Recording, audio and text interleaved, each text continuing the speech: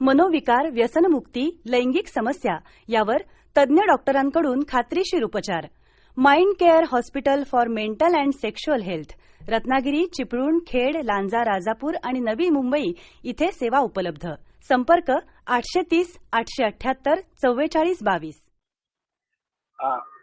धन्यवाद साक्षी. यानंतर पार्टिसिपंट आणि मार्गदर्शक यांच्यातील जास्त वेळ न घेता मी आदरणीय डॉक्टर अतुल ढगे सरांना विनंती करतो की त्यांनी आजच्या त्यांच्या मार्गदर्शनाला सुरुवात करावी. Doctor Atul Dhage sir. नमस्कार, गुड इव्हनिंग सर्वांना. आजचा जो विषय आहे लैंगिक समस्या आणि मानसिकता याबद्दल मी तुम्हाला मार्गदर्शन करण्यासाठी आज इथे उपस्थित आहे. डायरेक्टली आपण बोलण्या अगोदर मी तुम्हाला कदाचित जास्त व्यवस्थितपणे समजेल यासाठी मी केस स्टडी मार्फत मी तुम्हाला या गोष्टी शेअर करतो आहे. या मी स्वतः पाहिलेल्या केसेस आहेत, मी त्या ट्रीट केलेल्या आहेत आणि त्यामुळे या ज्या रियालिटी बेस्ड केसेस आहेत त्या मी तुमच्याशी शेअर करतो, म्हणजे आपल्याला या गोष्टीचा पूर्णपणे अंदाज येईल. आणि सर्वात महत्वाचं म्हणजे त्यांची आयडेंटिटी टाळण्याकरता मी मिस्टर XYZ किंवा ABC अशी नावं मी त्याला दिलेली आहेत, परंतु या खऱ्या केसेस आहेत. तर पहिली केस आपण पाहूया. मिसेस XYZ, वय 35 वर्ष, आणि ती माझ्याकडे डिप्रेशन किंवा नैराश्य यासाठी आलेली होती. सतत उदास वाटणे, निराश वाटणे, झोप न लागणे, भूक न लागणे, कुठल्याही गोष्टीत इंटरेस्ट नसणे. तर अशा वेगवेगळ्या जे डिप्रेशनचे सिम्पटम्स असतात ते सिम्पटम्स घेऊन ते माझ्याकडे आलेले होते. आणि पूर्ण माहिती घेतल्यानंतर मला कळालं की त्या डिप्रेशनचं जे कारण आहे ते म्हणजे त्यांच्या लग्नाला 7 वर्ष झालेली होती आणि 7 वर्ष होऊनही त्यांना मूल झाले नव्हते, म्हणजे ज्याला आपण इन्फर्टिलिटी असं म्हणतो. तर इन्फर्टिलिटीची ती केस होती. परंतु यामध्ये इन्फर्टिलिटीचं जे मेन कारण होतं ते वजायनिस्मस होतं. आपल्याला बऱ्याच जणांना कदाचित माहित असेल, परंतु ज्यांना माहित नाही त्याच्यासाठी मी हे सांगू इच्छितो की वजायनिस्मस म्हणजे ज्यावेळी स्त्री आणि पुरुष संबंध करायला जातात किंवा संबंध करायची वेळ येते त्यावेळी फोर प्ले वगैरे व्यवस्थित होऊ शकतो, परंतु ज्यावेळी इन्सर्ट करायची वेळ येते किंवा पेनिस वजायनामध्ये इन्सर्ट केला जातो त्यावेळी वजायनाच्या ज्या मसल्स आहेत त्या कॉन्ट्रॅक्ट होतात आणि त्या कॉन्ट्रॅक्ट झाल्यामुळे त्या मसल्स पेल्विकच्या आणि वजायनाच्या ज्या मसल्स असतात त्या कॉन्ट्रॅक्ट झाल्यामुळे पेनिस इन्सर्ट करणं खूप अवघड जातं आणि अशामुळे ते अनकन्झ्युमेटेड मॅरेज होतं. म्हणजे लग्नाला 7 वर्ष होऊनही मूल होणे तर पुढची गोष्ट आहे, त्यांचा संबंधच झालेला नव्हता. अनकन्झ्युमेटेड मॅरेजची ती केस होते आणि त्याच्या डिटेलमध्ये घेतल्यानंतर कळालं की ते वजायनिस्मसची केस होती. तर याच्यामध्ये आपण सेक्स थेरपी केली आणि औषधोपचार केला आणि त्यामुळे ती डेफिनेटली केस रिकव्हर झाली आणि विदिन 3 to 4 weeks ती केस क्लिअर होऊन त्याच्यामध्ये म्हणजे वजायनिस्मसचा प्रॉब्लेम हा 2 to 3 weeks मध्ये क्लिअर झाला आणि पुढे 1-1.5 वर्षामध्येच ते म्हणजे प्रेग्नन्सी ही राहिली आणि त्यांना मूलही आहे. तर ही एक केस आहे. म्हणजे डिप्रेशन किंवा नैराश्य हा मानसिक भाग याच्यातला आहे आणि इन्फर्टिलिटी किंवा वजायनिस्मस हा याच्यातला सेक्शुअल समस्या किंवा लैंगिक समस्या आपण म्हणूया, तर तो हा भाग आहे. दुसरी जी केस आहे मी पुढे याबद्दल डिटेलमध्ये सांगेन, मी तोपर्यंत आपण केसेस थोडक्यात फक्त पाहायचा प्रयत्न करूया. दुसरी जी केस आहे ती मिस्टर ABC, त्यांनी आत्महत्येचा प्रयत्न केलेला होता. म्हणजे आत्महत्येचा प्रयत्न केल्यामुळे मला दुसऱ्या हॉस्पिटलमधून त्याच्यासाठी कॉल आलेला होता आणि मी ज्यावेळेस तिथे पाहिलं ओपी पॉइझनिंगची ती केस होती आणि पूर्ण डिटेलमध्ये मी नातेवाईकांना बाहेर पाठवून हिस्ट्री काढण्याचा प्रयत्न केला आणि त्याच्यामध्येही नैराश्य हे मूळ कारण होतं. म्हणजे नैराश्याच्या टोकाच्या नैराश्यामुळे त्यांनी आत्महत्येचा प्रयत्न केलेला होता. पुढे ज्यावेळेस डिटेलमध्ये माहिती घेतली त्यावेळी असं कळालं की बऱ्याच दिवसापासून त्यांना अताटरता किंवा इरेक्टाईल डिस्फंक्शन हा त्यांना त्रास होता आणि त्या इरेक्टाईल डिस्फंक्शनमुळे नवरा आणि बायको या दोघांमध्ये बरेच खटके उडत होते, दोघांची नेहमी भांडणं होत होती आणि त्यांच्यामध्ये प्रॉब्लेम्स, मॅरिटल डिस्कॉर्ड आपण ज्याला म्हणतो, तर ते चालू झालेलं होतं.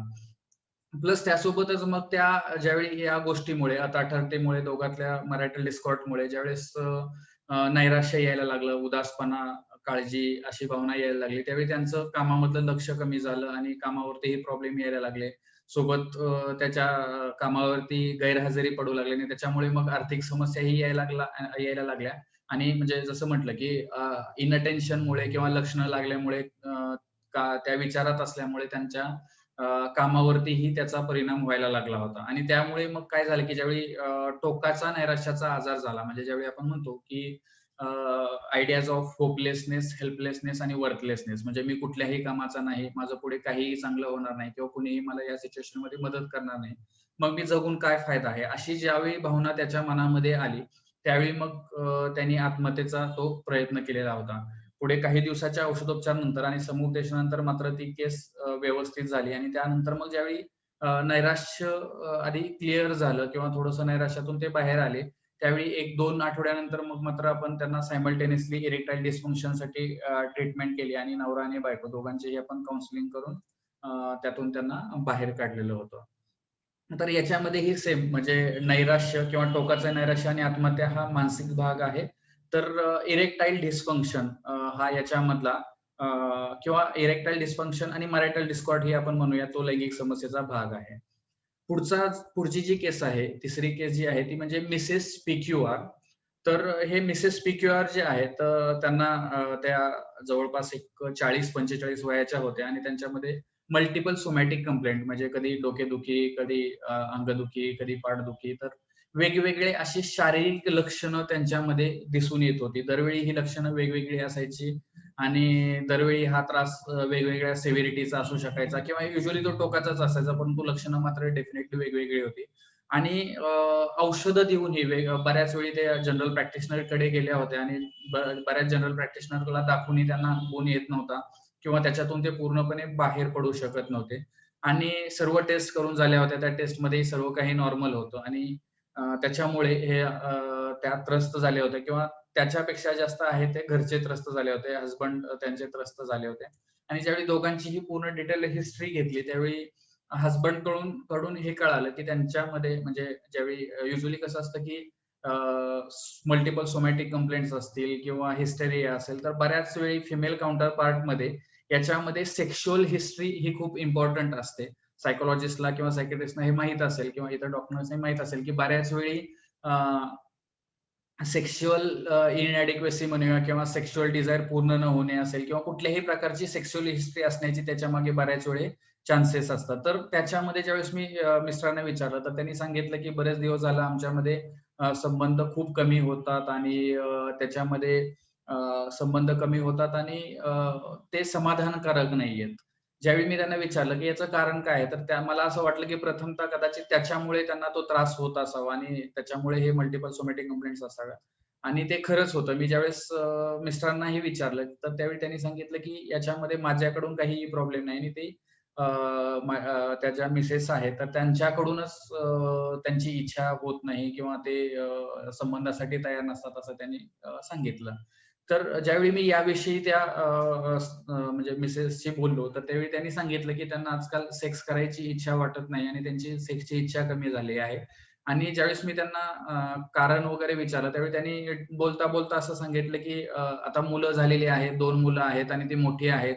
मग सेक्स कशाला करायचा किंवा आता मुलं तर झाली, फॅमिली झाली, आता कशाला सेक्स करायचा, अशा प्रकारे त्यांचा दृष्टिकोन होता किंवा गैरसमज होता.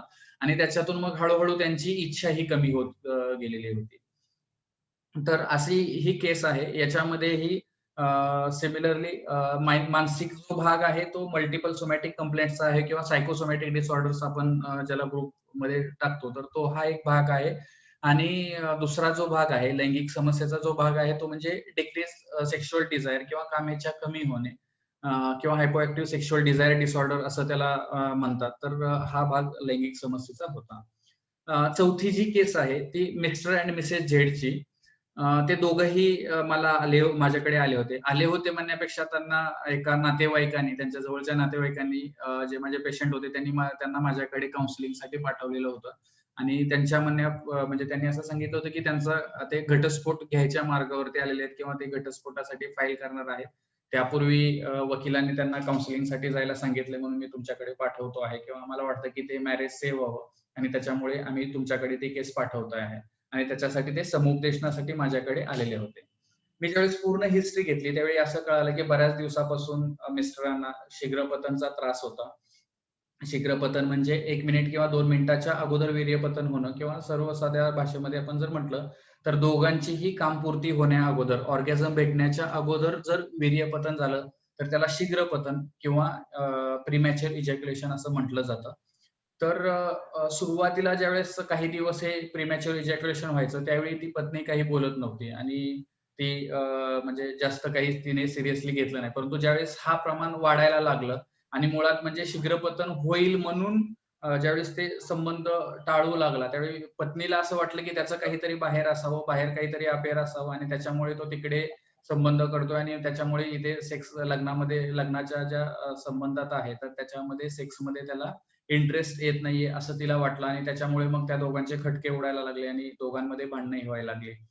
तर असं होतं आणि त्याच्यामुळे मग ते खटके उडत असल्यामुळे आणि सेक्शुअल प्रॉब्लेम्स असल्यामुळे त्यांनी डायव्होर्स घ्यायचा डिसिजन घेतलेला होता आणि शेवटच्या काही दिवसामध्ये मात्र पत्नी सारखंच त्याच्या मागे लागली होती की मला डायव्होर्स हवाय.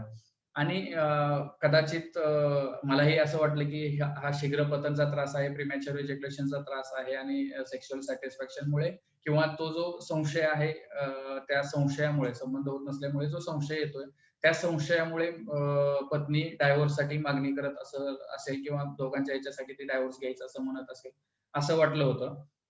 आणि त्यामुळे मला वाटलं की प्रीमॅच्युअर इजॅक्युलेशन जर ट्रीट झाला तर हे दोन्हीही प्रॉब्लेम सॉल्व्ह होतील. म्हणजे सेक्शुअल प्रॉब्लेम सॉल्व्ह होईल, दोघांमधलं मॅरिटल डिस्कॉर्ड कमी होईल आणि तो जो संशय आहे तो कमी होईल आणि ऑटोमॅटिकली हे सर्व सेटल झाले की मग मात्र तो मिस्टरांचा म्हणजे तो डायव्होर्सचा जो प्रॉब्लेम आहे तो सॉल्व्ह होईल आणि दोघेही व्यवस्थित राहायला लागतील. त्याच्यासाठी मग मी प्रीमॅच्युअर इजॅक्युलेशन साठी औषधोपचार दिला आणि सेक्स थेरपीच्या फॉलोअप साठी सेशनसाठी मी त्यांना म्हणजे बोलवलं की दर 2 आठवड्याला तुम्ही फॉलोअपला या. पहिल्या आठवड्याला ते फॉलोअपला आले. पण नंतर मग मात्र काही दिवसानंतर म्हणजे दुसऱ्या आठवड्यामध्ये मात्र फॉलोअपसाठी फक्त मिस्टरच आले.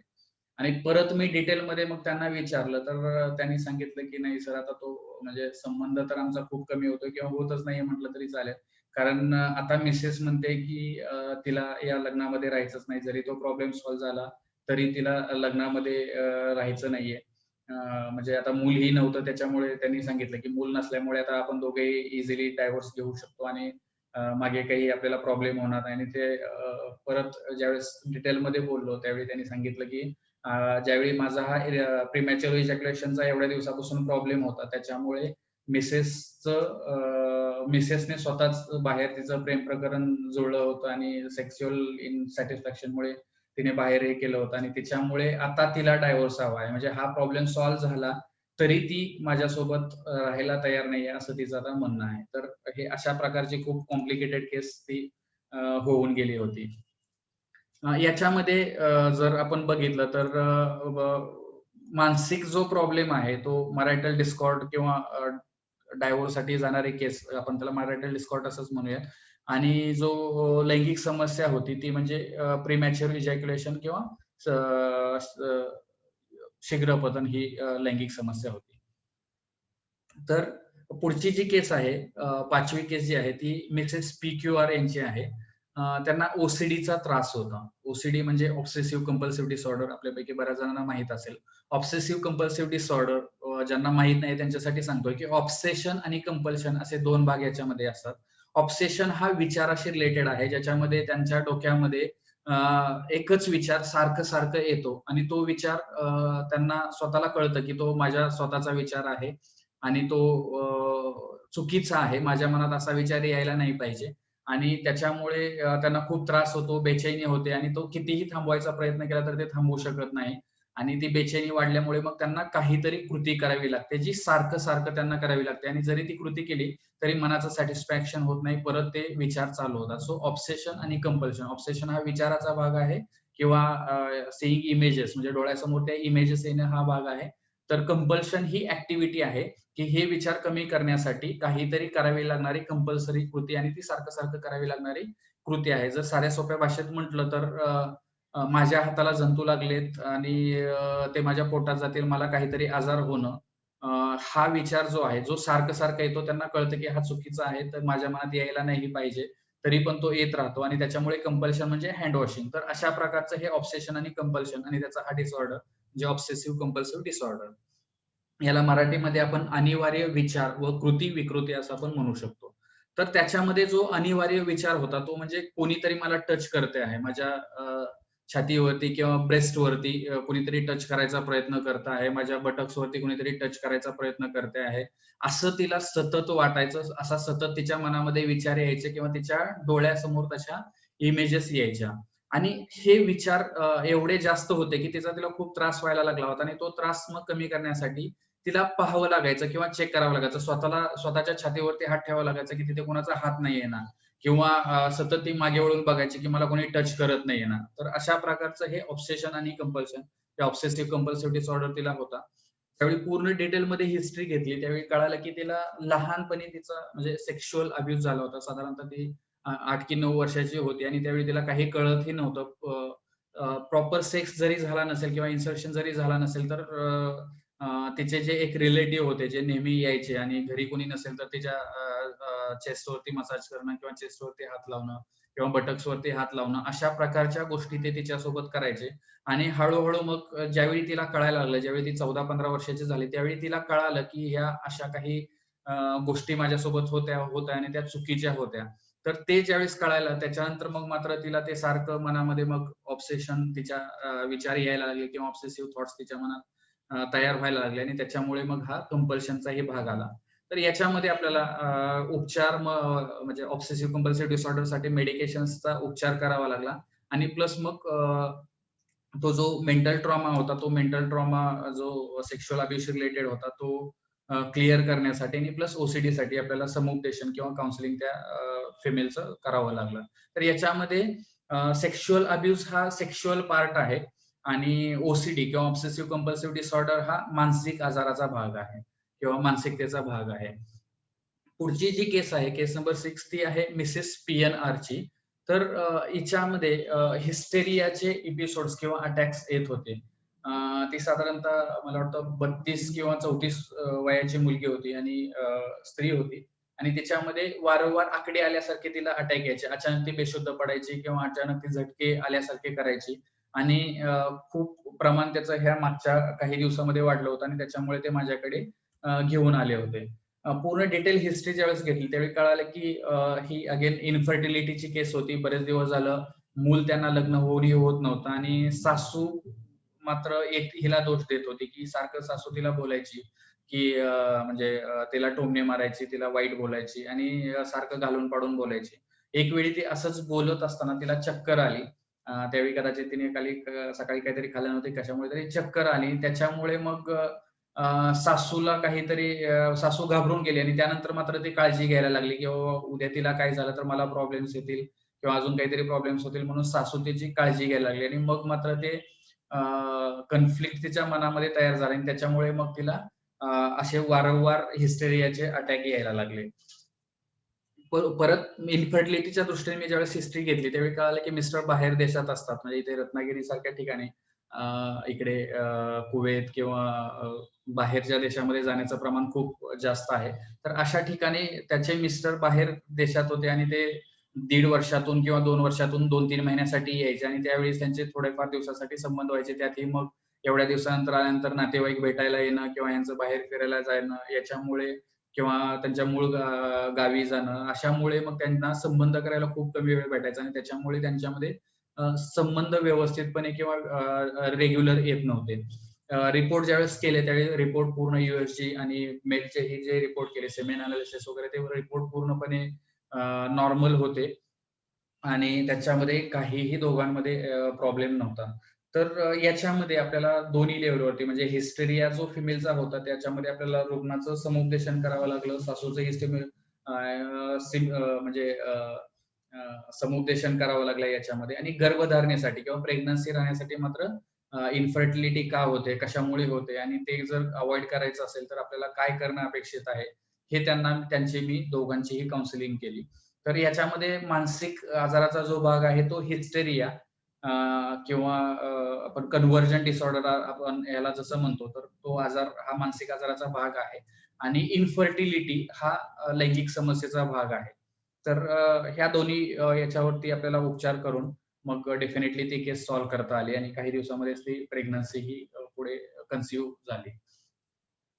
पुढची जी केस आहे, केस नंबर 7, तर ही मिस्टर CPR ची केस आहे. त्यांना व्यसनाधीनता होती. दारूचं खूप ॲडिक्शन होतं आणि म्हणजे दिवसातून 2 वेळा ते दारू प्यायचे. सकाळी उठल्यानंतर दारू लागायची आणि संध्याकाळी परत घरी येताना ते दारू प्यायचे.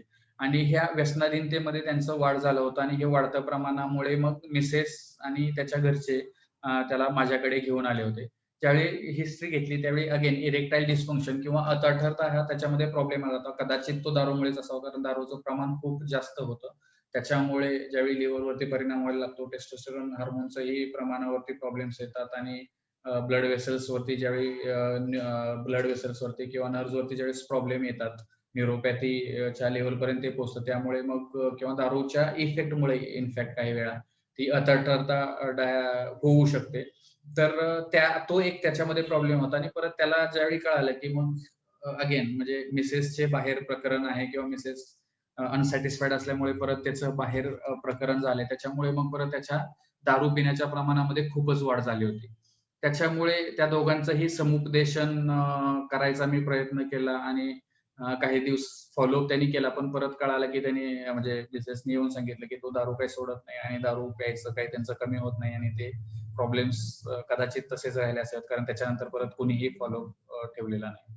तर याच्यामध्ये जर आपण बघितलं, की ॲडिक्शन कुठल्याही प्रकारची व्यसनाधीनता, दारू असेल, सिगारेट असेल, टोबॅको असेल, तर हे ॲडिक्शन्स बऱ्याच वेळी हा मानसिक आजाराचा भाग आहे आणि त्याच्यामध्ये जो सेक्शुअल प्रॉब्लेम्स जे आहेत, अताठरता असेल, इरेक्टाईल डिस्फंक्शन असेल, प्रीमॅच्युअर इजॅक्युलेशन असेल, तर अशा वेगवेगळ्या प्रकारचे सेक्शुअल प्रॉब्लेम्स कुठल्याही प्रकारच्या व्यसनाधीनतेमध्ये आढळून येतात. त्या व्यसन करणाऱ्या व्यक्तीला ते कळत नाही, परंतु काही दिवसानंतर मग मात्र हे प्रॉब्लेम्स खूप सिव्हिअर होतात. किंबहुना त्याच्या अगोदर सुद्धा जर फिमेल जर थोडीशी कमी डिझायरवाली असेल, तर मग तंबाखूचा वास येणं किंवा अल्कोहोलचा वास येणं याच्यामुळे सुद्धा ते संबंध करायला टाळाटाळ करतात आणि संबंध त्यांच्यामध्ये होऊ शकत आणि ज्यावेळी पुढे हे ऑब्व्हियस होतं, की दारूचा किंवा ह्या व्यसनांचा डायरेक्ट परिणाम त्या शरीरावरती होतो आणि मग लैंगिक सगळ्यात सुरुवात जी शरीरावरती परिणाम होतो, तर सगळ्यात पहिली जी सुरुवात होते ती लैंगिक समस्यापासून व्हायची शक्यता खूप जास्त राहते. तर हे अशा प्रकारची 7वी केस होती. ही जी केस आहे ती केस नंबर 8 मिस्टर FB यांची होती. मला वाटतं त्यावेळी आले त्यावेळी 25-26 वय त्याचं असावं आणि खूप काळजी त्याला वाटायची. नेहमी त्याच्या मनामध्ये विचार यायचे, काळजी वाटायची, झोप लागत नव्हती, भूक लागत नव्हती आणि त्यांचं वजन कमी झाले होते आणि त्या काळजीचं जे मुख्य कारण होतं किंवा काळजीच्या आजाराचं जे मुख्य कारण होतं ते म्हणजे थोड्या दिवसात त्यांचं लग्न होणार होतं आणि त्यांना परफॉर्मन्स विषयी काळजी होती, की एवढे दिवस मी हस्तमैथुन करत होतो. मला नेहमी दात जातो. कधी-कधी झोपेमध्ये वीर्यपतन होतं आणि मी एवढ्या वेळी हस्तमैथुन केलेलं आहे. पॉर्न मूव्हीज बघितल्या आहेत. त्याच्यामुळे आता माझी सेक्शुअल पॉवर कमी झाली आहे काय? आणि मग मी लग्नानंतर समोरच्या व्यक्तीला खुश तर करू शकेन आणि हे विचार ज्यावेळेस सारखं त्याच्या मनात यायला लागले, त्याच्यामुळे डेफिनेटली परत मग त्याचा इरेक्शनवरती अजून प्रॉब्लेम व्हायला लागला, की ज्यावेळी तो इरेक्शन येतंय की नाही हे बघण्याच्या विचाराने तो मास्टरबेशन करायला जायचा. त्यावेळी मग मात्र परत त्या विचारामुळे इरेक्शनला प्रॉब्लेम येत होता आणि त्याच्यामुळे त्याला असं कुठेतरी फर्म वाटायला लागलं होतं, की मी जे मास्टरबेट केलंय आतापर्यंत त्याच्यामुळे नक्कीच माझ्या पुरुषार्थावरती किंवा ताठरतेवरती त्याचा परिणाम झालाय आणि त्याच्यामुळे मी आता माझी सेक्शुअल कॅपॅसिटी किंवा सेक्शुअल क्षमता कमी होत चालली असं त्याला वाटत होतं. खूप कॉमन हा प्रॉब्लेम आहे आणि मिथ्स आणि मिसकन्सेप्शन किंवा गैरसमज हे जे आहे ते खूप मोठे आहेत या बाबतीत आणि आजकाल YouTube, Google जरी ओपन केलं तर साधारणतः काय म्हणता येईल इन्फॉर्मेशन, प्रॉपर इन्फॉर्मेशन मिळण्यापेक्षा काहीतरी चुकीची इन्फॉर्मेशनच त्याच्यामध्ये मिळते आणि त्याच्यामुळे मग मात्र हा प्रॉब्लेम्स बऱ्याच वेळी वाढत जातो किंवा किचकट होत जातो. आणि अशा केसमध्ये त्यांचं फक्त समुपदेशन, त्याला कुठल्याही औषधाची गरज नव्हती. फक्त मला वाटतं थोड्या दिवसासाठी मी क्लोनेझेपम त्याला दिलं होतं, तेही थोडंसं रिलॅक्स होण्यासाठी. बाकी काउन्सिलिंग हा त्याच्यामध्ये मेन पार्ट होता. त्याचं काउन्सिलिंग करणं, त्याच्या मनातले गैरसमज दूर करणं आणि सेक्शुअल ॲक्टिव्हिटी बद्दल किंवा मॅस्टर्बेशन बद्दल, नाईटफॉल बद्दल त्याला समजावून सांगणं, हेच फक्त त्याला करावं लागलं. परंतु येस, डेफिनेटली काही जणांना औषध लागू शकतात, ज्यावेळी त्यांच्यामध्ये अँक्झायटी खूप मोठ्या प्रमाणात असते आणि इरेक्टाईल डिस्फंक्शन ॲक्चुअली त्यांच्यामध्ये यायला लागतं. त्यावेळी सुरुवातीला त्यांना कॉन्फिडन्स करण्यासाठी काही जणांना औषधं द्यावी लागू शकतात. याच्यामध्ये जर आपण बघितलं तर काळजीचा आजार किंवा अँझायटी डिसऑर्डर हा त्याच्यामध्ये मेन पार्ट होता किंवा सॉरी मानसिक आजाराचा भाग होता. आणि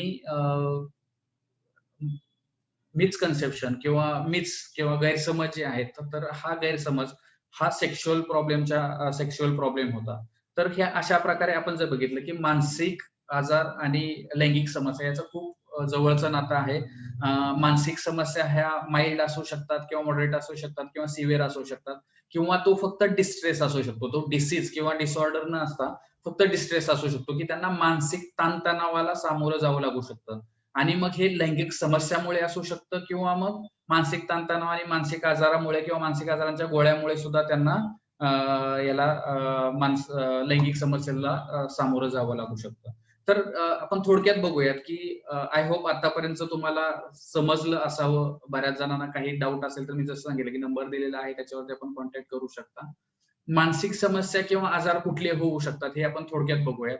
नैराश्य किंवा डिप्रेशन ज्याला आपण म्हणतो, तर हा मानसिक आजार बऱ्याच पेशंटमध्ये आढळतो. किंबहुना डिप्रेशन आणि अँझायटी हे दोन म्हणजे मी जसं म्हटलं की डिस्ट्रेस किंवा ताणतणाव आणि डिसीज किंवा डिसऑर्डर हे खूप कॉमनली आढळणारे नैराश्य आणि काळजीचे आजार हे खूप महत्वाचे आहेत. नैराश्याची लक्षणं आपल्याला माहीतच आहेत की झोप न लागणं, भूक न लागणं, मनामध्ये उदास वाटणं किंवा दिवसभर चिडचिड वाटणं, गोष्टीमधला इंटरेस्ट कमी होणं, डे टू डे ऍक्टिव्हिटीज मधला इंटरेस्ट कमी होणं, आवडणाऱ्या गोष्टीतला इंटरेस्ट कमी होणं, लक्ष न लागणं किंवा सतत विसरायला होणं आणि कुठेतरी टोकाच्या नैराश्यानंतर आयडियाज ऑफ होपलेसनेस, हेल्पलेसनेस आणि वर्थलेसनेस हे येणं आणि त्याच्यामुळे आत्महत्येचे विचार येणं, अशा प्रकारची ही लक्षणं असू शकतात. काळजीचे आजार जे आहेत त्याच्यामध्ये डेफिनेटली जनरलाइज अँझायटी डिसऑर्डर असू शकते किंवा स्पेसिफिक त्या गोष्टीबद्दलचा कन्सर्न किंवा ती काळजी असू शकते आणि त्याच्यामुळे मग सतत ते विचार असणं, त्याच्यामुळे झोप न लागणं, भूक न लागणं, कधीतरी धडधड होणं किंवा अशा प्रकारची जी काळजीच्या लक्षणाची शारीरिक लक्षणं आहेत, घाम येणं, डोकेदुखी होणं, हातपाय थरथर कापणं, तर अशा प्रकारचे लक्षणं, शारीरिक लक्षणं आणि मानसिक लक्षणं त्या लोकांमध्ये दिसून येऊ शकतात. तिसरं जे आपण बघितलं तर ओसीडी जे आपण आता एक केस बघितली अनिवार्य विचार व कृती विकृती. तर ही काही जणांमध्ये सर्वच खूप कमी लोकांमध्ये हे आढळते, परंतु काही जणांमध्ये हे दिसून येते आणि मेनली हे जे सेक्शुअल अब्यूजच्या केसेस असतात त्याच्यामध्ये हे बऱ्याच वेळी प्रामुख्याने पाहायला भेटतं. पीटीएसडी म्हणजे पोस्ट ट्रॉमॅटिक स्ट्रेस डिसऑर्डर. ज्यावेळी एखाद्या व्यक्तीमध्ये रेप होतो किंवा मुलीमध्ये रेप होतो, तर त्याचा एक खूप मोठा मानसिक आघात ज्यावेळेस त्या व्यक्तीवरती पडतो, त्यावेळी ती पोस्ट ट्रॉमॅटिक स्ट्रेस डिसऑर्डर मधून ती सफर करू शकते. अशा वेळी काय होतं की त्या व्यक्तीला दिवस-रात्र तेच आठवायला लागतं. डोळ्यासमोर त्याच इमेजेस येतात. अचानक ती झोपेतून उठते, दचकते, घाबरते आणि ते आता सुद्धा माझ्यासोबत होतंय की काय अशा प्रकारे ते अटॅक्स किंवा ते फील त्याला त्यावेळी व्हायला होतं. तर ते पोस्ट ट्रॉमॅटिक म्हणजे कुठलाही मानसिक धक्का बसल्यानंतर त्याच्यानंतर येणारा हा स्ट्रेस डिसऑर्डर आहे. आणि डेफिनेटली त्याचा झोपेवरती, भुकेवरती परिणाम होतो. पुढचं जे आहे भीतीचे झटके. खूप कमी लोकांमध्ये हे भीतीचे झटके किंवा पॅनिक अटॅक आपण ज्याला म्हणतो, तर अशा प्रकारचे आजारही होतात. आत्महत्या आपण बघितलं की 2 केसेस ज्या आपण बघितल्या, तर त्याचं कुठेतरी एंड म्हणजे डिप्रेशन ज्यावेळी सिव्हिअर लेव्हलवरती पोहोचतं, त्यावेळी आत्महत्या हा भाग किंवा आत्महत्येचे प्रयत्न सुद्धा काही जण करतात किंवा बऱ्याच वेळी म्हणजे मी एक आय-टी-आयचा मुलगा होता आणि तो मला वाटतं 15-16 वर्षाचाच होता आणि त्याने मित्रासोबत असं ऐकलं, की म्हणजे ते सेक्स करतात आणि एकाच वेळी 3-3, 4-4 वेळा सेक्स करतात. स्वतःच्या लिंगाबद्दल एवढं मोठं आहे किंवा एवढं आहे, तुझं एवढं कसं काय छोटं, अशा प्रकारे त्याला टोमणा मारण्यासाठी त्याचा बोलायचे, हिणवायचे आणि त्याच्यातून त्याला ते खरंच वाटायला लागलं आणि अशातून सुद्धा त्याने मग त्याने आत्महत्येचा प्रयत्न केला आणि त्यापूर्वी त्याने एका सेक्शुअल सोशल वर्कर जे असतात, तर त्यांच्याकडे ते गेले. तो मुलगा गेला आणि त्यावेळी तिथे ॲक्चुअली तिथली सिच्युएशन किंवा ती गडबड आणि त्याची भीती त्याच्या आणि पहिला एक्सपिरियन्स त्याच्यामध्ये त्याला फेल्युअर आलं आणि त्याच्यामध्ये मात्र तो घरी आला आणि डायरेक्टली त्याने स्वतःला फास घ्यायचा प्रयत्न केलेला. तर आत्महत्या ही खूप बऱ्याच लोकांमध्ये हे ज्यावेळेस लैंगिक समस्या टोकाच्या होतात किंवा जास्त प्रॉब्लेमॅटिक त्यांचं इंटरप्रिटेशन मानसिक लेव्हलवरती खूप सिव्हिअर असं केलं जातं. ॲक्चुअली बऱ्याच समस्या ह्या खूप इझिली सॉल्व्ह होणाऱ्या असतात. काही जणांमध्ये फक्त काउन्सिलिंगने तो प्रॉब्लेम सॉल्व्ह होऊ शकतो. काही जणांमध्ये थोडेफार उपचाराने तो सॉल्व्ह होऊ शकतो. कंपॅरेटिव्हली जर व्यसनाधीनता असेल वयाचे 50-60च्या नंतर असेल, तर बऱ्याच वेळी हे ट्रीटमेंट करणं अवघड जातं. पण 80% केसेस किंवा मी म्हणेन 85% to 90% केसेस ह्या ट्रीट करणं खूप सोपं आहे. परंतु त्यांचं इंटरप्रिटेशन खूप चुकीचं असतं आणि सगळ्यात महत्त्वाचं म्हणजे हा जो स्टिग्मा आहे किंवा मिसइन्फॉर्मेशन आहे, की मी कुणाकडे जायचं, कुणाला दाखवायचं, कसं बोलायचं, ह्या गोष्टीमध्येच बरेच दिवस जातात आणि हा प्रॉब्लेम वाढत जातो आणि मग तो वाढत गेल्यामुळे मग मात्र हे कुठेतरी आत्महत्येच्या लेव्हलपर्यंत ती लोकं जाऊ शकतात. आपण जे बघितलं, की सायकोसोमॅटिक इलनेसेस जे आहेत, मनोकायिक आजार, मल्टिपल सोमॅटिक कंप्लेंट्स असेल किंवा हिस्टेरिया असेल, तर अशा प्रकारचे मानसिक आजार सुद्धा अशा म्हणजे लैंगिक समस्या असणाऱ्या पेशंट्समध्ये दिसून येतात. आणि येस, सगळ्यात महत्त्वाचं म्हणजे व्यसनाधीनता. त्याच्यामध्ये ही व्यसनाधीनतेमुळे लैंगिक समस्या आणि लैंगिक समस्येमुळे व्यसनाधीनता हे एकमेकांशी खूप मोठं नातं आहे असं पण म्हणूया किंवा ते ड्युअल डायग्नोसिस सेक्शुअल डिसऑर्डर्समध्ये असू शकतं. पुरुषत्वामध्ये येणाऱ्या पुरुषामध्ये ज्या येणाऱ्या लैंगिक समस्या आहेत, त्यातल्या प्रामुख्याने येणाऱ्या समस्या कुठल्या? तर इम्पोर्टन्स. इम्पोर्टन्स आणि इरेक्टाईल डिस्फंक्शन ही तशी सेम टर्म आहे आपण असं म्हणू शकतो. परंतु इम्पोर्टन्स आपण केव्हा म्हणूयात, की ज्यावेळी पूर्णच ताठरता येणं बंद होतं किंवा त्यांना ताठरता येतच नाही किंवा प्रायमरी इरेक्टाईल डिस्फंक्शन जे असेल किंवा प्रायमरी इम्पोर्टन्स असेल, तर त्याला आपण नपुंसकत्व म्हणू शकतो. आणि इरेक्टाईल डिस्फंक्शन म्हणजे काय, की ताठरता येते किंवा अगोदर यायची, परंतु आता कमी झाली आहे. येते परंतु ती सफिशियंट नाहीये किंवा सेक्शुअल इंटरकोर्स पूर्ण होईपर्यंत किंवा दोघांचं ऑर्गॅझम होईपर्यंत ते ताठरता राहत नाही किंवा ते इरेक्शन मेंटेन होऊ शकत नाही. त्याला आपण इरेक्टाईल डिस्फंक्शन असं म्हणतो. प्रीमॅच्युअर इजॅक्युलेशन यामध्ये नावातच आहे, की शीघ्र पतन. आता शीघ्र म्हणजे किती वेळात? ही एक म्हणजे क्वालिटेटिव्ह आणि क्वांटिटेटिव्ह अशी 2 डेफिनेशन आहेत. क्वालिटेटिव्ह मध्ये जर आपण बघितलं तर दोघांचंही ऑर्गॅझम म्हणजे स्त्री आणि पुरुष या दोन्ही पार्टनरचं ऑर्गॅझम व्हायच्या अगोदर जर ते इजॅक्युलेशन होत असेल, तर त्याला प्रीमॅच्युअर इजॅक्युलेशन असं आपण म्हणू शकतो. आणि क्वांटिटेटिव्ह जर डेफिनेशन बघायची म्हटलं तर युजुअली 2 मिनिटाच्या अगोदर म्हणजे इन्सर्ट केल्यानंतर 2 मिनिटाच्या अगोदर जर इजॅक्युलेशन होत असेल, तर त्याला शीघ्रपतन किंवा प्रीमॅच्युअर इजॅक्युलेशन असं म्हटलं जातं. पुढचे जे आहे ते म्हणजे लॅक ऑफ डिझायर किंवा लैंगिक अनिच्छा किंवा हायपोएक्टिव्ह सेक्शुअल डिझायर डिसऑर्डर असं आपण ज्याला म्हणतो. तर ते पुरुषांमध्ये हे बऱ्याच वेळी खूप कमी प्रमाणात आढळतं. परंतु काही पेशंट्समध्ये जे उदाहरणार्थ व्यसनाधीनता जर खूप जास्त दिवसापासून अल्कोहोलचं ॲडिक्शन असेल आणि त्याच्यामुळे जर टेस्टोस्टेरॉन लिव्हरवरती परिणाम झाला, टेस्टोस्टेरॉनचं सिंथेसिसवरती त्याचा परिणाम व्हायला लागला, तर किंवा डायबिटीस असेल आणि वय जास्त झालं असेल किंवा टेस्टोस्टेरॉनचे लेव्हल ड्रॉप झाल्यानंतर बऱ्याच जणांनाही लॅक ऑफ डिझायर हा प्रॉब्लेम येऊ शकतो.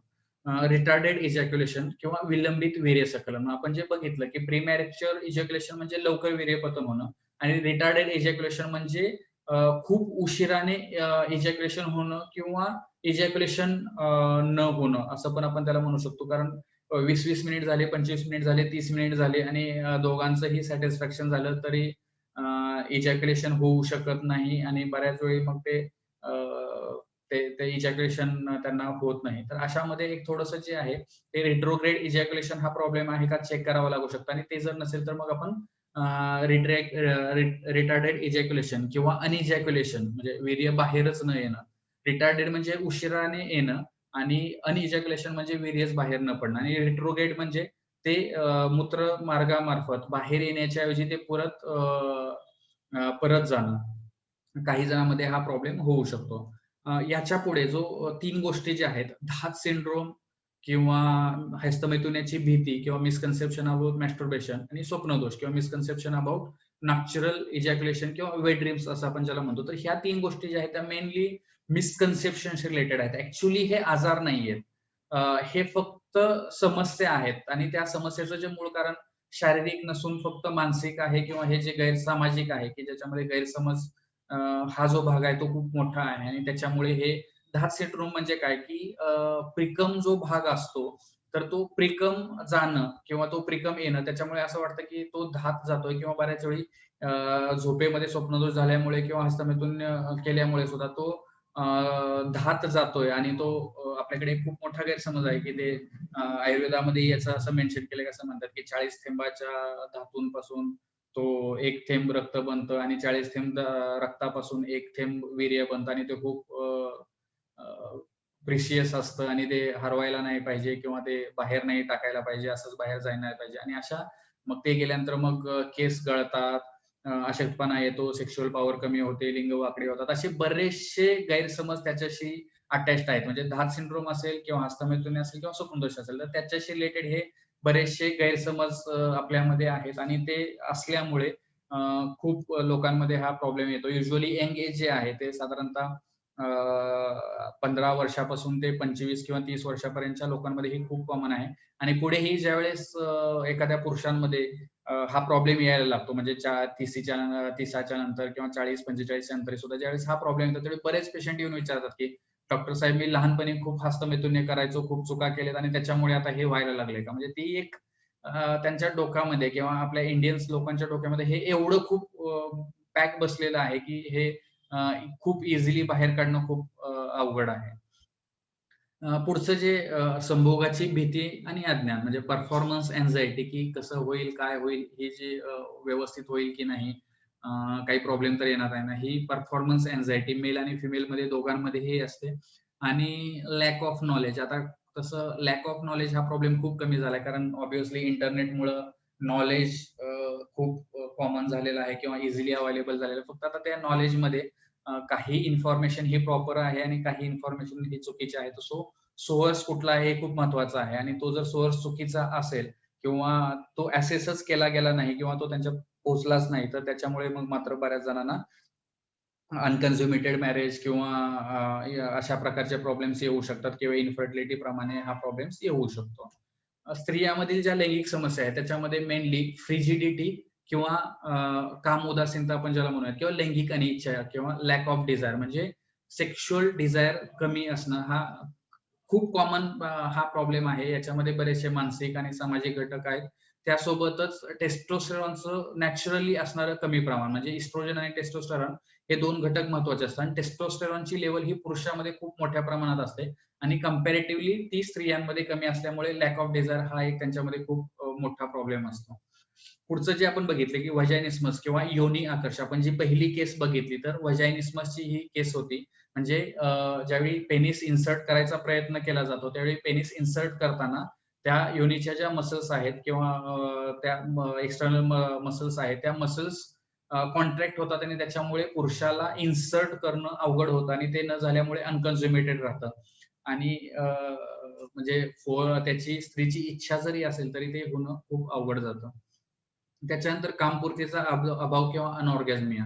बऱ्याच वेळी लॅक ऑफ फोअर-प्ले हे याच्यामध्ये खूप मोठं रिझन असतं किंवा त्यांच्या मनामध्ये असणारे गैरसमज अगेन सामाजिक गोष्टी किंवा धार्मिक गोष्टी याच्यामुळे हे एन्जॉय करणं हे चुकीचं आहे असा एक गैरसमज असतो आणि त्याच्यामुळे किंवा इन्सफिशियंट फोअर-प्लेमुळे ते ऑर्गॅझम पर्यंत पोहोचू शकत नाहीत किंवा त्यांना कामसंतुष्टी भेटू शकत नाही. तर त्याला आपण कामपूर्तीचा अभाव किंवा अनऑर्गॅझमिया असं आपण म्हणतो.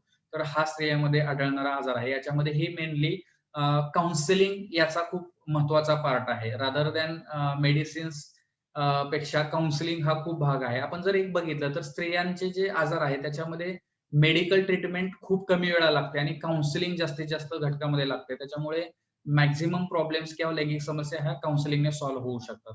संभोगाचे again problems due to lack of knowledge, याच्यामध्ये ही काउन्सिलिंग खूप महत्वाची आहे. वेदनाकारक समागम, ह्याच्यामध्ये डिस्पॅरेनिया हे जे आहे, डिस्पॅरेनिया, पोस्टमेनोपॉझल सेक्शुअल प्रॉब्लेम, ह्या ज्या 2 गोष्टी आहेत याच्यामध्ये ऍक्च्युअली सेक्शुअल शारीरिक प्रॉब्लेम काहीतरी असू शकतो.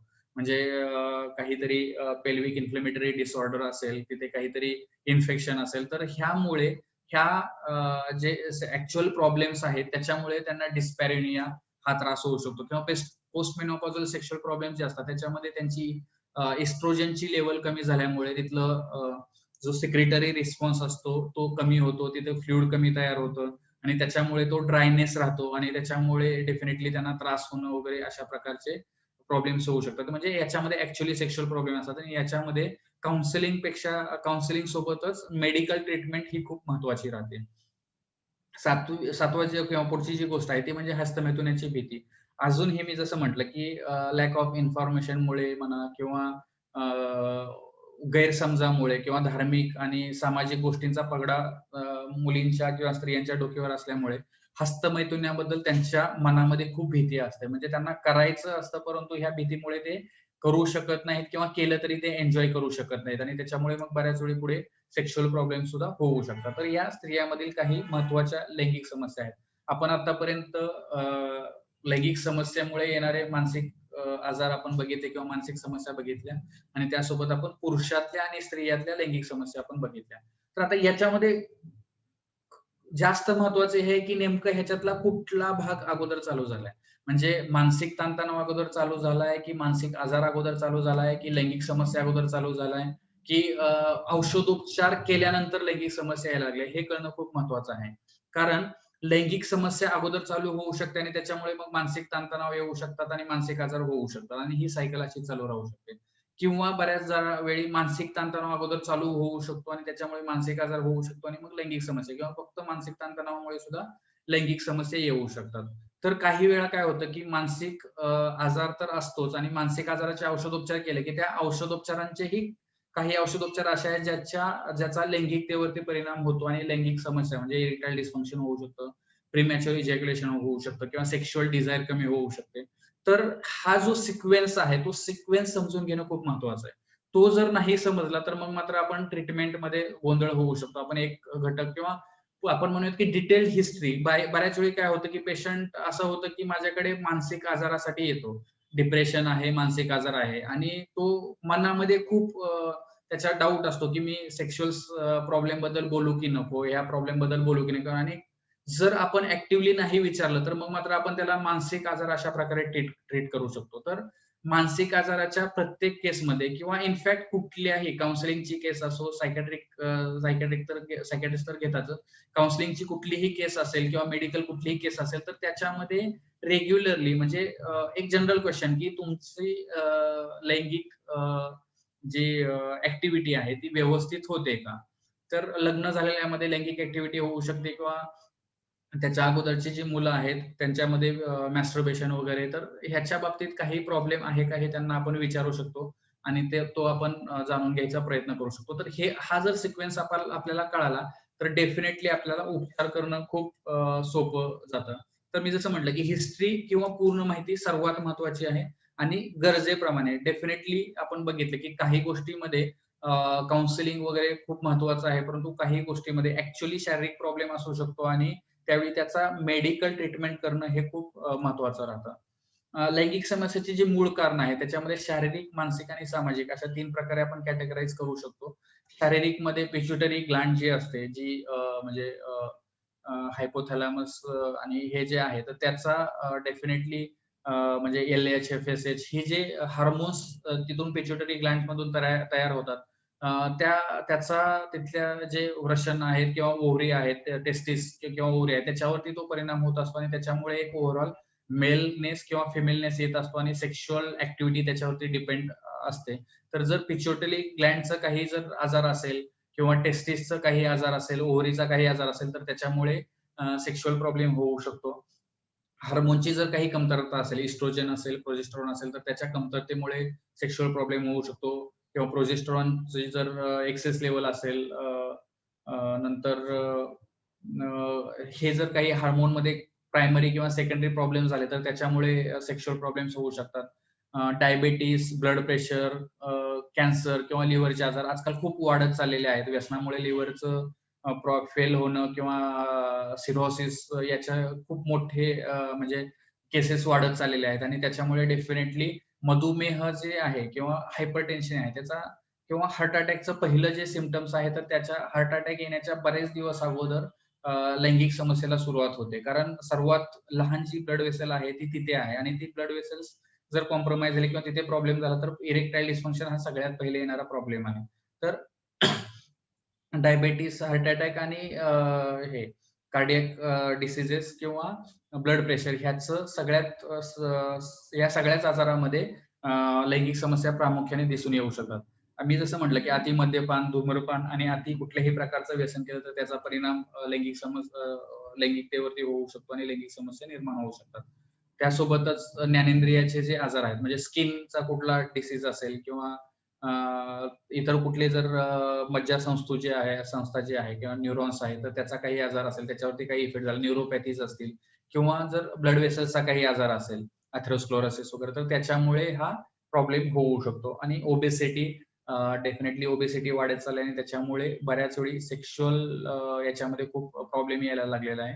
आणि काही ठराविक आजारासाठी जी औषधं वापरली जातात. फॉर एक्झाम्पल हायपरटेन्शन आहे.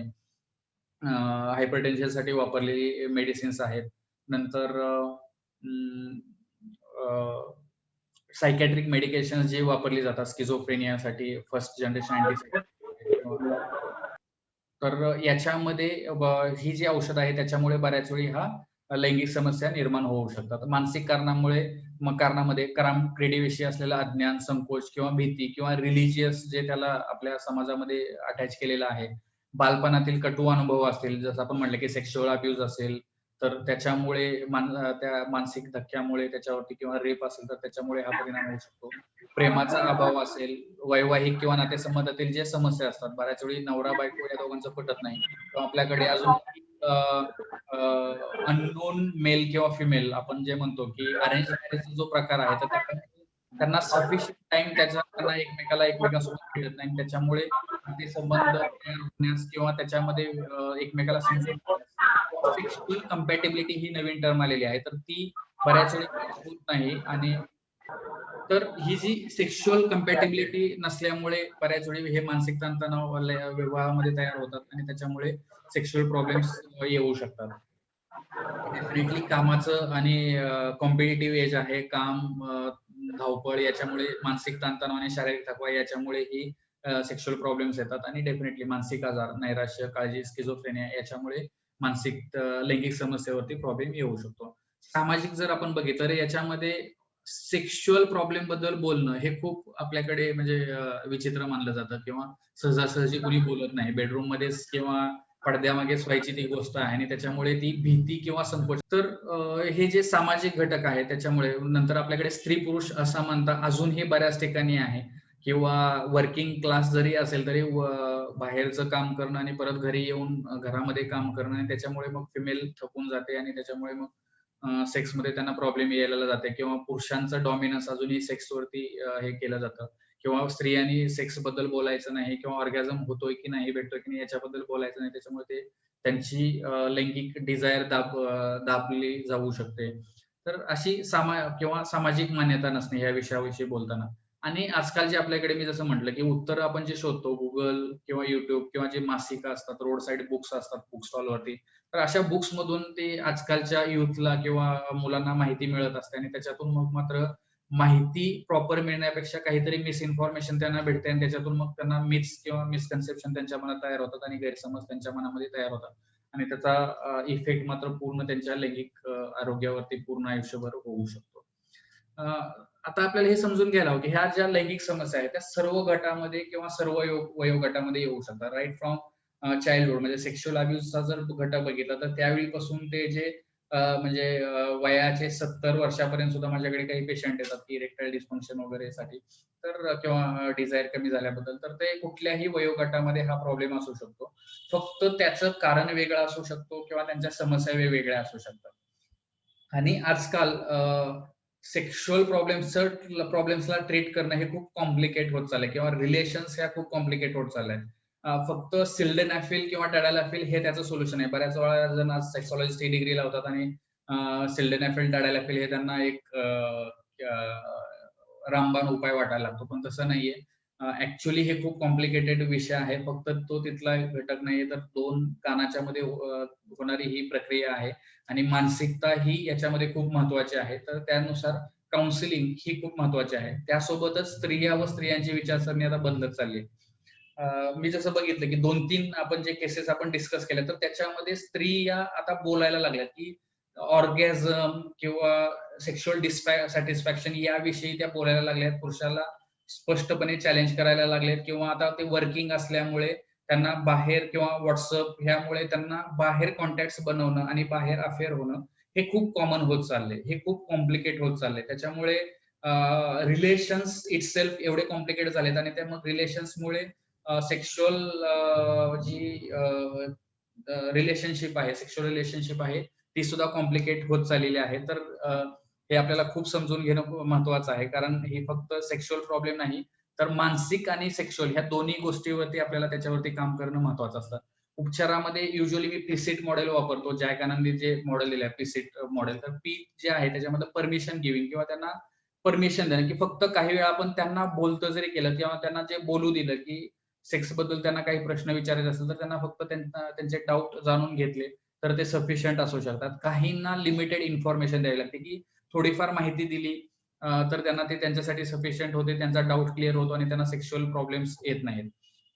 तर काही जणांना स्पेसिफिक सजेशन्स आपल्याला द्यावे लागतात. तर फॉर एक्झाम्पल प्रीमॅच्युअर इजॅक्युलेशन्स असेल, तर त्याच्यामध्ये स्पेसिफिक सजेशन लागतात. की सेक्शुअल थेरपी लागते. तर हे त्यांच्यामध्ये सफिशियंट असतं. तर काहींना मात्र इंटेन्सिव्ह थेरपी द्यावी लागते. For example long standing diabetes असेल किंवा अजून काही प्रॉब्लेम्स असतील, तर अशामध्ये इंटेन्सिव्ह थेरपी लागते त्यांना. म्हणजे मेडिकल ट्रीटमेंट लागते, काउन्सिलिंग लागते आणि बऱ्याच वेळी मल्टी डिसिप्लिनरी अप्रोच त्याच्यामध्ये घ्यावा लागतो. तपासणीमध्ये आपण जास्त बोलायला नको. एक कॉमन ही नावं आहेत. आपण याच्याबद्दल जास्त बोलायला नको, कारण आपल्याकडे वेळ कमी आहे. आता लैंगिक शिक्षण आणि लैंगिक मी जसं म्हटलं, की लैंगिक शिक्षण आणि लैंगिक समुपदेशन हा खूप महत्त्वाचा घटक आहे. म्हणजे त्या वयामध्ये येतानापासून जे आहे एंडपर्यंत बऱ्याच जणांमध्ये म्हणजे 60-70 वयाच्या लोकांमध्ये सुद्धा आपल्याला लैंगिक समुपदेशनाची किंवा शिक्षणाची गरज पडू शकते. तर कुणामध्ये लागते. फक्त एवढंच की कुणाला काय सांगायचं किंवा कुठल्या गटासाठी कुठल्या प्रकारे ते शिक्षण द्यावं लागतं किंवा लैंगिक समुपदेशन करावं लागतं. हे वयोमानानुसार ते बदलत जाऊ शकतो किंवा केसप्रमाणे ते बदलतं. तर कुमार वयात येणारी जी मुलं आहेत, जे वयात येणार आहेत, त्यांच्यासाठी लैंगिक समुपदेशन आणि शिक्षण हे खूप महत्त्वाचं आहे. लग्नापूर्वी प्री मॅरिटल काउन्सिलिंग खूप महत्त्वाचे आहे किंवा त्याच्यामध्ये प्री मॅरिटल काउन्सिलिंगमध्ये सेक्शुअल ऍक्टिव्हिटी बद्दल त्यांना इन्फॉर्मेशन देणं, अॅनाटॉमी, फिजिओलॉजी किंवा ऍक्ट बद्दल माहिती देणं हे खूप महत्त्वाचे राहते. लग्नानंतर सुद्धा काही जणांना कुटुंब नियोजन म्हणजे नेमकं काय किंवा काय वापरायचं, कसं अव्हॉइड करायचं हे त्यांना समजत नाही किंवा बऱ्याच वेळी काही दिवसानंतर त्यांच्यामध्ये वैवाहिक समस्या येतात किंवा नातेसंबंधामध्ये समस्या येतात. तर अशा वेळी त्यांना त्यांचं काउन्सिलिंग किंवा लैंगिक शिक्षण खूप महत्त्वाचं राहतं. अनकन्झ्युमेटेड मॅरेज जे आहे त्याच्यामध्ये आपण जे बघितलं की लॅक ऑफ नॉलेज हे बऱ्याच वेळी कारण असतं आणि त्यावेळी त्यांच्यासाठी ते खूप महत्त्वाचं ठरतं.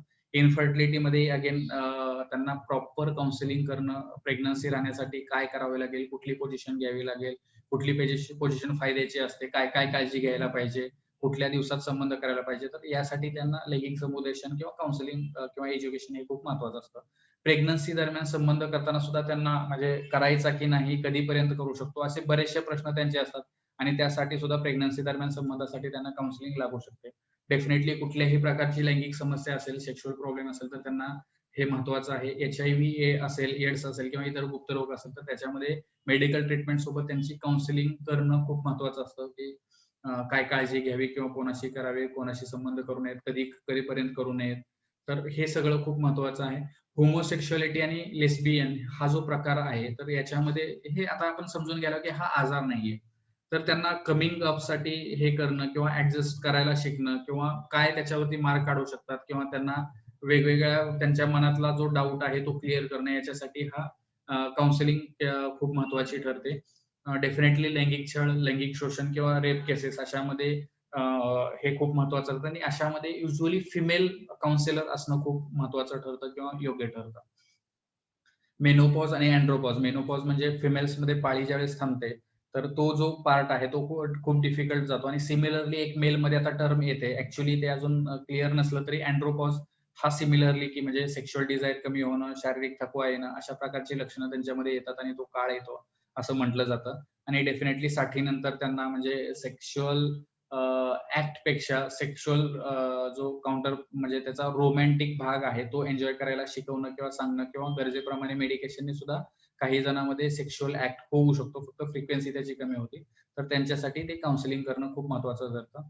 उपचार पद्धतीमध्ये हे again counselling, education, supportive psychotherapy, REBT, CBT किंवा औषधोपचार, स्पेसिफिक सेक्स थेरपी ज्या आहेत, कीगल एक्सरसाइज असेल किंवा अजून ज्या सेक्स थेरपीज आहेत, त्या सेक्स थेरपीज आपण त्यांना हे ॲडवाईस करू शकतो. मेडिसिन्समध्ये मेडिकेशन्स आहेत, पेपेव्हरिन इंजेक्शन आहे, व्हॅक्यूम पंप डिव्हाइसेस आहेत किंवा विविध ऑपरेशन्स आहेत आणि नवीन जी ट्रीटमेंट आलेली आहे MBT किंवा सेक्स स्टिम्युलेशन थेरपी किंवा मल्टीबिहेवियरल थेरपी याचाही आपण बऱ्याच वेळी सेक्शुअल प्रॉब्लेम्समध्ये करतो. शेवटी जाता मी आपल्या लोकांना हेच सांगेन, की जे सायकॉलॉजिस्ट नाहीयेत, जे जनरल पब्लिक आहे, तर त्यांच्यासाठी किंवा काही सायकोलॉजिस्ट किंवा मेडिकल प्रॅक्टिशनर सुद्धा याच्याबद्दल अजून ओपन अप नाहीयेत.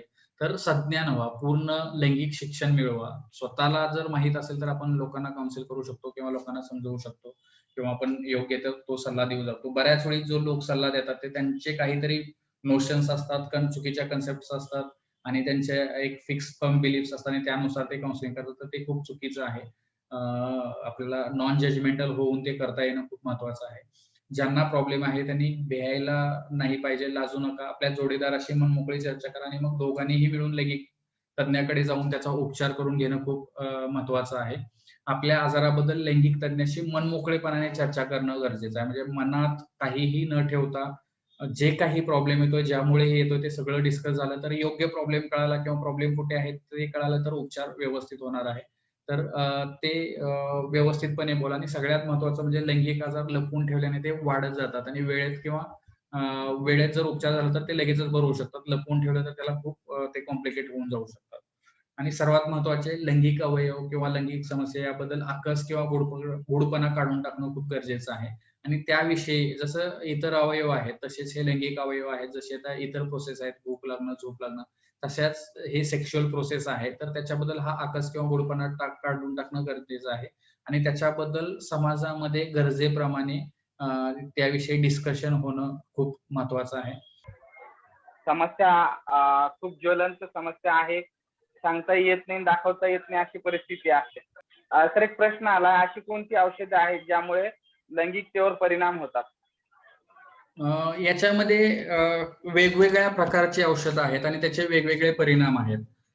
सगळ्यात महत्वाचं जर म्हटलं किंवा कॉमनली जे आहे तर बऱ्याच वेळी 40च्या नंतर किंवा बऱ्याच जणांना हायपरटेन्शन हा त्रास होतो. म्हणजे ब्लड प्रेशर वाढणं आणि त्या ब्लड प्रेशर जे कमी करण्यासाठी जी औषधं वापरली जातात, तर त्याच्यामध्ये हा खूप मोठ्या प्रकारे म्हणजे इरेक्टाईल डिस्फंक्शन हा प्रॉब्लेम खूप कॉमनली त्यांच्यामध्ये आढळून येतो. दुसरी जी आहेत जे सेक्शुअल प्रॉब्लेम सायकॅट्रिक प्रॉब्लेम्स आहेत, डिप्रेशनसाठी जे SSRI वापरले जातात, एसिटालोप्राम, पॅरोक्झेटिन, नंतर फ्लुऑक्झेटिन, तर ही जी औषधं आहेत अँटी डिप्रेसंट किंवा अँटी अँझायटी, त्याच्यामुळे इरेक्टाईल डिस्फंक्शन, प्रीमॅच्युअर इजॅक्युलेशन आणि त्याच्यासोबतच डिझायर कमी होणे, लॅक ऑफ डिझायर हा प्रॉब्लेम होऊ शकतो. प्लस फर्स्ट जनरेशनचे जे अँटीसायकॉटिक्स आहेत, हॅलोपेरिडॉल असेल किंवा हे ट्रायफ्लुपेराझिन असेल, तर याच्यामुळे प्रोलॅक्टिन लेवलवरती परिणाम होतो. प्रोलॅक्टिनची लेवल वाढते आणि त्याच्यामुळे मग डिझायर कमी होणं किंवा इरेक्टाईल डिस्फंक्शन होणं आणि बऱ्याच वेळी ऍसिटिल कोलिन, नॉरएड्रेनालिन याच्यावरती जो परिणाम होतो त्याच्यामुळे ही म्हणजे इजॅक्युलेशन मध्ये किंवा इरेक्शन मध्ये प्रॉब्लेम्स येऊ शकतात. त्यासोबत जर थायरॉइडचा जर काही प्रॉब्लेम असेल तर हायपोथायरॉइड झालं म्हणजे थायरॉइडची लेवल कमी झाली किंवा जास्त झाली तर त्याच्यामुळे सुद्धा सेक्शुअल याच्यावरती परिणाम होऊ शकतो. नंतर जे काही स्पेसिफिक हार्मोन्स आहेत त्या हार्मोन्सच्या वापरामुळे सुद्धा सेक्शुअल प्रॉब्लेम्स होऊ शकतात. पुढचा जो प्रश्न होता, सिल्डेनाफिल घेतल्यामुळे होणारा दुष्परिणाम, होणाऱ्या परिणामानुसार गोळ्या उपचार घेता येऊन सिल्डेनाफिल घेता येऊ शकते का? ऍक्च्युअली मी जसं तुम्हाला सांगितलं की सिल्डेनाफिल किंवा टॅडालाफिल किंवा हे फक्त त्याचं सोल्युशन नाहीये. तुमचा प्रॉब्लेम काय आहे, कशामुळे आहे, तो सायकोसेक्शुअल आहे की प्रॉपरली म्हणजे शारीरिक कारण त्याच्यामध्ये काही आहे, हार्मोनल काही आहे, ते बघून असेल तर सिल्डेनाफिल, टॅडालाफिल घेणं अपेक्षित आहे. त्याच्यामुळे सिल्डेनाफिल जर चुकून तुम्ही म्हणजे विदाऊट सल्ला घेतला तर डेफिनेटली त्याचा परिणाम होऊ शकतो आणि म्हणून स्वतःहून ते सिल्डेनाफिल घेण्यापेक्षा सेक्सॉलॉजिस्टला कन्सल्ट करून तो घेतलं तर सफिशियंट होऊ शकतो. कारण ते कधी घ्यावं, कसं घ्यावं, कुणी घेऊ नये, घेतल्यानंतर काय काळजी घ्यावी याचे बरेचसे त्याचे नॉर्म्स आहेत. बऱ्याच वेळी आजकाल हे काउंटरवरती भेट देतात, परंतु ते खूप चुकीचं आहे आणि त्याच्यामुळे काहीतरी प्रॉब्लेम व्हायची शक्यता डेफिनेटली राहते. त्याच्यामुळे दुष्परिणाम तर नक्की आहेत. घ्यायच्या अगोदर व्यवस्थित सल्ल्याने ती औषधं घेणं खूप महत्त्वाचं. तर पुढचा प्रश्न आहे, सध्या सोशल मीडियावर भरपूर प्रमाणात अतिशय उग्र लैंगिक भाषा वेब सिरीज येत आहे आणि फॅन्टसी सेक्स बळावते आहे. कृपया आपण उपाय सुचवा ही नम्रपणे विनंती. अध्यापक नरेंद्र गोसावी. डेफिनेटली. आणि ही गोष्ट म्हणजे आता जसं समाज बदलला आहे त्याच्यामुळे नेटफ्लिक्स किंवा याच्यावरती अशा बऱ्याचशा सिरीज आजकाल अवेलेबल आहेत. सगळ्यात महत्वाचं काय आहे की आता फॅन्टसी सेक्स बळावते आहे का? डेफिनेटली जे तुम्ही म्हणजे तुम्ही तुमच्या मनामध्ये काय भरताय, तुमच्या डोक्यामध्ये काय भरताय तेच तुमच्या डोक्यातून बाहेर पडणार आहे. Garbage in garbage out. त्याच्यामुळे तुम्ही तुमच्या डोक्यात काय भरताय हे खूप महत्वाचं आहे. तुम्ही जर दिवसभर किंवा दिवसाचा बराच वेळ तुमचा ह्या सिरीज बघण्यात जर जात असेल तर डेफिनेटली तुमच्या मनावरती तोच परिणाम होणार आहे, तुमच्या वागण्यावरती तोच परिणाम होणार आहे, तुमच्या ऍक्शनवरती तोच परिणाम होणार आहे. तर हे जर तुम्हाला अवॉइड करायचं असेल तर डेफिनेटली तुम्हाला हे बघणं कंपल्सरी नाहीये. ठीक आहे, कधीतरी तुम्ही बघताय आणि काहीतरी बघताय किंवा चांगलं काहीतरी बघताय. आजकाल कॉमेडी सिरीज आहेत किंवा काहीतरी म्हणजे काय म्हणतात टॅलेंट जे हंट शो आहेत ते आहेत. तर अशा प्रकारच्या गोष्टी तुम्ही बघू शकता. त्याच्यामध्ये हे लैंगिक भाषा किंवा असं काही नाही. वेब सिरीज बघायचं की नाही हा तुमचा चॉईस आहे. ती वेब सिरीज बघण्याच्या ऐवजी तुम्ही ह्या सिरीज बघितल्या तर चालू शकतं. किंवा सगळ्यात महत्वाचं आपल्याला हे ऍडिक्शन होत चाललंय का? किंवा म्हणजे हे नेटफ्लिक्स ऍडिक्शन, इंटरनेट ऍडिक्शन हे खूप चुकीचं आहे. तर आपण त्याच्याऐवजी आपला हा स्क्रीन टाइम कमी करून आपण एखादं बुक वाचण्यासाठी देऊ शकतो का? डेफिनेटली आपण मिर्झापूर, मी एक सिरीज बघितली मिर्झापूर आणि त्याच्यात हेच होतं सगळं. एक दिवस मी रात्रभर जागून ते बघितलं, पण त्याच्यानंतर ठरवलं की मी ही अशा प्रकारच्या कुठल्याही वेब सिरीज बघणार नाही. नेटफ्लिक्स ते त्यावेळी बंद केलं, डिलीट करून टाकलं आणि त्याच्यानंतर तो जो 10-12 तासाचा ज्यावेळी आपण एक सीझन बघतो तर तो सीझन बघण्याच्या ऐवजी माझ्या डोक्यात काय भरलं म्हणजे त्याच्यातून मला काय फायदा झाला? काहीच फायदा नाही झालेला. फक्त माझ्या डोक्यात तशा प्रकारचे विचार यायला लागले किंवा एक जनरल किंवा हे सगळं असं असतं निगेटिव्ह विचार यायला लागले. त्याच्यापेक्षा मी जर तो 10 तास एखादं छोटंसं बुक किंवा चांगलं बुक किंवा कुणाचं तर एक ऑटोबायोग्राफी वाचण्यासाठी जर दिली असती. आजकाल खूप चांगले 5 AM क्लब असेल, 10X रूल असेल किंवा 7 habits of highly successful people असतील, तर असे बुक्स वाचण्यासाठी आपण देऊ शकत नाही का? सगळ्यात महत्वाचं आहे की आपण आपल्या डोक्यात काय फीड करतोय त्या प्रकारे आपल्या डोक्यातून आपल्या वागण्यातून ते बाहेर पडणार. जर तुम्हाला जर चांगलं बाहेर पडावं असं वाटत असेल तर डेफिनेटली तुम्हाला हे टाळणं गरजेचं आहे. नेटफ्लिक्स किंवा ह्या सिमिलर जे वेब ऍप्स आहेत सगळ्यात पहिलं ते मोबाईल मधून डिलीट करा.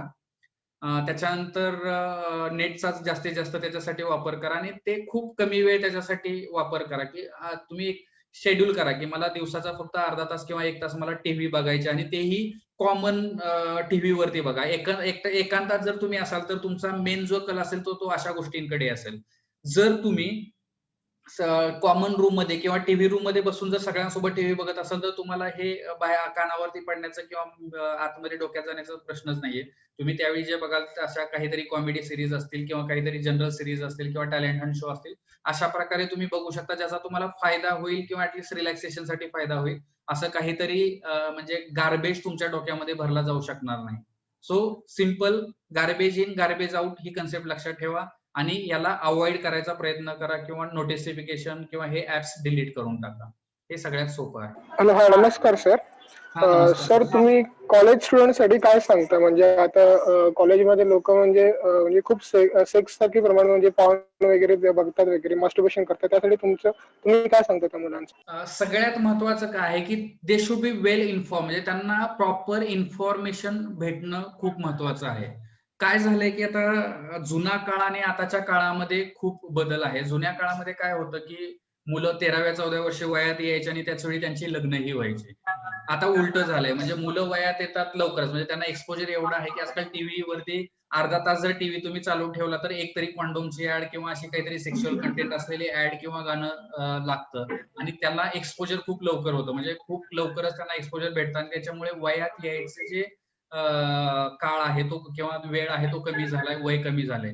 तर वयात मुलं लवकर येतात आणि काउंटर टू दॅट लग्नाचा जो पिरियड आहे तो किंवा पुढे गेलेला आहे. म्हणजे मुलं आजकाल काही वेळी 25, काही वेळी 30 सुद्धा होतं, 35 सुद्धा उलटते. तर अशा लग्नाचं म्हणजे वयात येण्याची वेळ आणि लग्न होण्याची वेळ हा खूप वाढत गेलाय आणि त्याच्यामुळे डेफिनेटली ते आणि एक्सपोजर वाढलंय. त्याच्यामुळे काय होतंय की त्यांना सेक्शुअल एनर्जी जी असते, सेक्शुअल डिझायर असते ती कुठेतरी ती असणारच आहे आणि त्याच्यामुळे जे आहे ते कुठेतरी ते चॅनलाइज होणं हे खूप महत्वाचं आहे. मॅस्टरबेशन चुकीचं नाहीये, नाईटफॉल चुकीचा नाहीये किंवा धात जाणं चुकीचं नाही, हे त्यांना काउन्सिलिंग करणं खूप महत्वाचं आहे. आणि बरेच जण म्हणजे काय म्हणता येईल त्याला सेक्शुअल ऍक्ट ट्राय सुद्धा करतात. म्हणजे आजकाल जर आपण बघितलं की अफेअर खूप कॉमन झाले, 9वी 10वीतच मुलं आजकाल अफेअर करतात आणि कॉलेजमध्ये गेल्यानंतर सेक्शुअल ऍक्ट सुद्धा किंवा इंटरकोर्स सुद्धा त्याच्यामध्ये होतात. तर अशामुळे काय आहे की त्यांना वेल इन्फॉर्म करणं की त्याच्यामुळे काय प्रॉब्लेम होऊ शकतात किंवा सेक्शुअल डिसीजेस किंवा सेक्शुअली ट्रान्समिटेड डिसीज कसे होतात, ते होऊ नये म्हणून काय करायला पाहिजे किंवा मुळातच हे अवॉइड करायला पाहिजे, मॉरल थिंग्स जे मॉरल डिसिजन्स आहेत ते कसे घ्यायला पाहिजेत हे त्यांना शिकवणं आणि इन्फॉर्म चॉईस घ्यायला शिकवणं त्यांना खूप महत्वाचं आहे. आपण ब्लाइंडली काय सांगतो की हे चुकीचं आहे, हे करू नको, ते करू नको, का करू नये, कशामुळे करू नये, केलं तर काय काळजी घ्यायला पाहिजे, हे आपण म्हणजे त्यांच्या चॉईस त्यांच्यावरती सोडणं अपेक्षित आहे. ते चॉईस ते डिसिजन घेण्याच्या अगोदर आपल्याला त्यांना याचेही आणि याचे प्रोज अँड कॉन्स हे दोन्ही त्यांना सांगणं समजावणं हे खूप महत्वाचं आहे. पॉर्न बघणं ऍक्च्युअली चुकीचं नाहीये. कधीतरी स्वतःला सेक्शुअल स्टिम्युलेट करण्यासाठी ते अपेक्षित पण आहे किंवा थेरपीमध्ये सुद्धा काही वेळा मी माझ्या पेशंटला सांगतो की जर सेक्शुअल डिझायर कमी असेल किंवा तुम्ही त्याचा कधी कधी वापर करू शकतो. फक्त कुठलीही गोष्ट एक्सेसिव्ह मध्ये करणं हे चुकीचं आहे. म्हणजे काही पॉर्न ऍडिक्शनच्या केसेस येतात की ते दिवसभर तेच ह्याच्यामध्ये असतात, त्यावेळी मेडिकल ट्रीटमेंट सुद्धा त्यांना द्यावी लागते, काउन्सिलिंग सुद्धा करावं लागतं. तर अशा म्हणजे पॉर्न ऍडिक्शन पर्यंत ते पोहोचायला नको किंवा मॅस्टरबेशनचं ऍडिक्शन नको व्हायला किंवा कुठलीही ऍक्टिव्हिटी जी आहे ती अति प्रमाणात व्हायला नको, हे त्यांना आपल्याला म्हणजे एकतर त्यांना पूर्ण माहिती देणं, योग्य माहिती देणं, सेक्शुअल एज्युकेशन देणं हे आपलं काम आहे, कॉलेज गोईंग असेल किंवा ॲडोलसंट्स असतील त्यांना. दुसरं त्यांना इन्फॉर्मेशन देऊन इन्फॉर्मेशन डिसिजन घ्यायला शिकवणं हे खूप महत्वाचं आहे आणि डिसिजन्स घेतल्यानंतर ही काय प्रिकॉशन्स घ्यायला पाहिजे, काय काळजी घ्यायला पाहिजे आणि कुठपर्यंत नॉर्मल आहे आणि ते कुठं ॲबनॉर्मल व्हायला लागतं हे त्यांना आपल्याला शिकवणं खूप महत्वाचं आहे किंवा गरजेचं आहे. मनोविकार, व्यसनमुक्ती, लैंगिक समस्या यावर तज्ज्ञ डॉक्टरांकडून खात्रीशीर उपचार. Mind care hospital for mental and sexual health, Ratnagiri, Chiplun, Khed, Lanja, Rajapur आणि नवी मुंबई इथे सेवा उपलब्ध. संपर्क 830 878 4422.